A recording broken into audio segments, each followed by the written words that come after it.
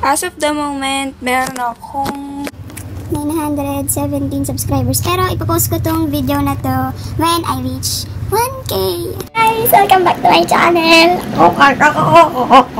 And for today's video, hindi muna ako magme-makeup tutorial or something like that. Kasi ngayon, ipapakita ko sa inyo yung aking setup. Ito yung aking setup. And marami nga pala ding nagtatanong kung ano daw yung ginagamit kong ilaw. And yes, ang gamit ko lang is natural light. But merong cortina kasi kapag direct sa light, medyo harsh yung lighting. Ayun. And ito lang yung ginagamit kong pang hang nung camera. Binigay ito sa akin ni Papa and nakasabit lang siya dyan sa may curtain rod. Ayan. So, ayan lang. Ay, na pala. Kung iPhone user kayo, kung di niyo pa to alam, yung ginagawa ko para, diba, ayan, ganyan yung camera. Para hindi siya wait lang, may badang aeroplano. Ayan, yung ginagawa ko para hindi siya, diba, minsan pag lumayo ka, nag-iiba yung lighting. Minsan dumidilim yung background mo, minsan lumiliwanag kapag lumapit ka. Ang ginagawa ko is, ito, wait lang. Ilalong press ko yung mukha ko. Ayan. Medyo, ayan, pwede mo i-adjust yung light, taasan, babaan, ganun. So, ayan, para kahit lumayo ka, hindi na mag-a-adjust yung light. Ay, ayan. Ayan yung pa ako, ang dumi. And yes, nakatayo lang ako mag-film. O, diba? Ang hardworking ko. Kapag mag-makeup tutorial ako, ganyan-ganyan. Andyan yung mga makeup, tapos mabalik na naman ako dito. Kita na naman ako dito. So, kapag nag-film ako, nilalagay ko na yung mga kailangan kong makeup dyan. Ayan, kasi wala akong lalagyanan dito. As in, ayan. Hi guys! Ayan, dito naman ipapakita ko sa inyo kung saan ako nagta-thumbnail. So, i-enter ko lang is Canva. And may account na rin ako dito, pero nag-sign out siya. Loading. Ang tago! Ayan! Tapos, ayan na siya. Ayan yung itsura ng homepage nila. And may account na ako dyan. Ayan yung mga thumbnail na ginawa ko. No, punta tayo sa use 1920. Ano niya? Tapos, 1080. Ayan. Tapos, yan, pixel yung isa-select mo, then design. Ang may search, layout, elements, text. Dito ako mag-select sa upload para meron muna tayong picture. And i-click ko tong upload your own image. Ayan. Tapos mag-select lang ako ng picture. Ito. And then after loading, hindi mo siya i-click. Ayan. Tapos pwede mo na siyang sa mga corner niya. Ayan. Ha! Baka ma-fresh! Then, punta tayo din sa text. And, eto yung favorite ko na nilalagay. Ay, ito muna lagay muna tayo ng, kanyari,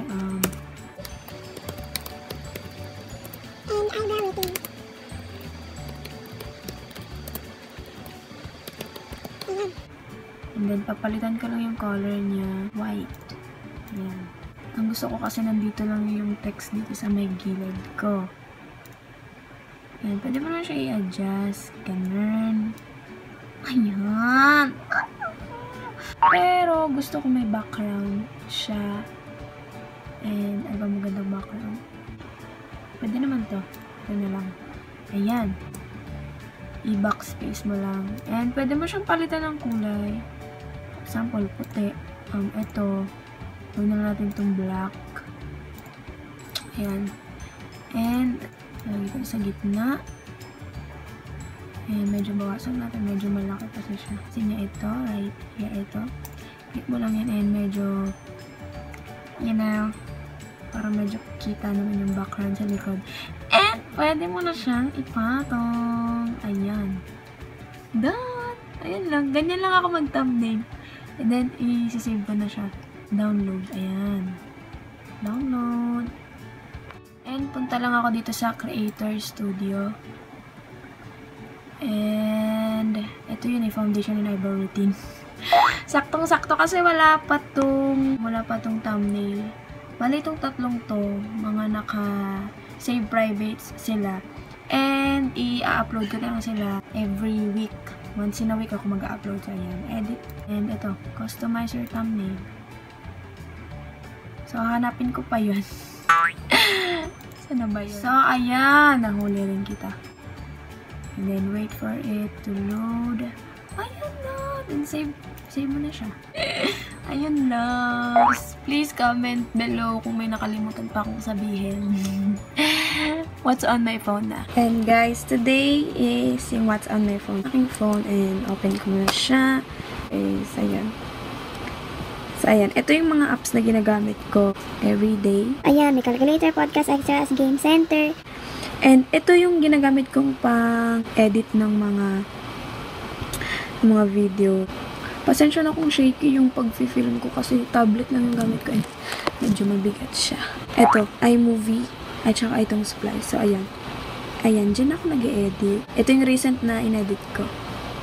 Maganda tong pang-edit kasi pwede mong i-cut yung mga clips na medyo hindi ka nagsasalita. Parang i-compress mo talaga siya. Kasi hindi boring tignan yung videos mo kapag nagda-download pala ako ng Facebook ko. Kasi naghahang ang Facebook ko. Bakit ganun? Ayan, yung messages, calendar. Ayan.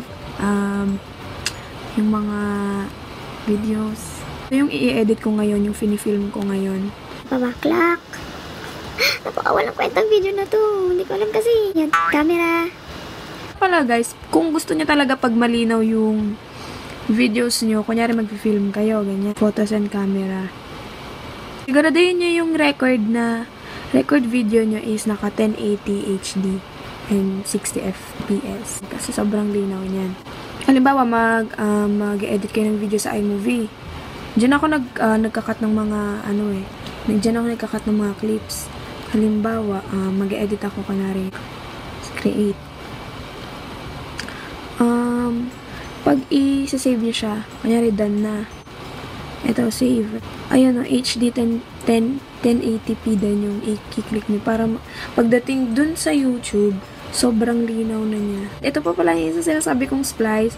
Dito ako naglalagay ng mga sound effects dun sa video ko. Punta ako sa audio.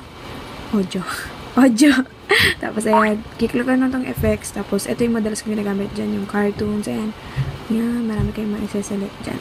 So ayan, musically account. Ayan.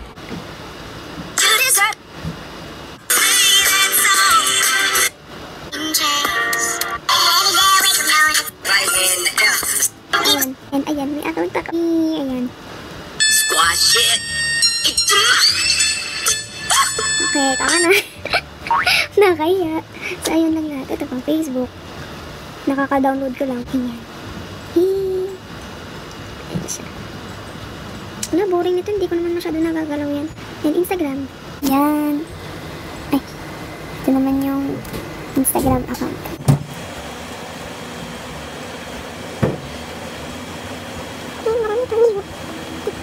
Guys, thank you so much for watching sa mga kabluyan ko. And see you on my next one. Bye!